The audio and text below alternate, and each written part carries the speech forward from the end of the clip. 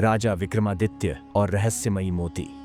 राजा विक्रमादित्य अपनी न्यायप्रियता और बुद्धिमत्ता के लिए प्रसिद्ध थे। एक दिन उनके दरबार में एक रहस्यमयी योगी आया। योगी ने राजा को एक अद्भुत मोती भेंट किया और कहा, महाराज, यह मोती आपकी बुद्धि और साहस की परीक्षा लेगा। यदि आप इसे संभाल पाए तो यह आपके राज्य के लिए अमूल्य वरदान बनेगा, लेकिन याद रखें, इसे खोने का परिणाम भयानक होगा। राजा ने वह मोती अपने खजाने में सुरक्षित रखवा दिया। कुछ ही दिनों में राज्य में समृद्धि बढ़ने लगी। प्रजा खुशहाल थी और हर जगह राजा की प्रशंसा हो रही थी। लेकिन एक रात वह मोती अचानक खजाने से गायब हो गया। राजा ने दरबार में सभी मंत्रियों और सेवकों को बुलाकर पूछताछ की, लेकिन कोई कुछ नहीं बता पाया। तभी दरबार में एक वृद्ध साधु आया और बोला, महाराज, यह कोई साधारण चोरी नहीं है। ये मोती एक श्राप से जुड़ा है। इसे केवल वही लौटा सकता है जो सत्य और धर्म के मार्ग पर चले। राजा ने साधु से उपाय पूछा। साधु ने कहा, आपको अघोरी पर्वत की गुफा में जाना होगा। वहाँ आपको अपनी बुद्धि और साहस का परिचय देना होगा, लेकिन सावधान, रास्ता खतरों से भरा होगा। राजा विक्रमादित्य ने बिना समय गंवाए गुफा की ओर प्रस्थान किया। रास्ते में उन्हें कई भयानक राक्षसों और प्रलोभनों का सामना करना पड़ा, लेकिन उनकी बुद्धिमत्ता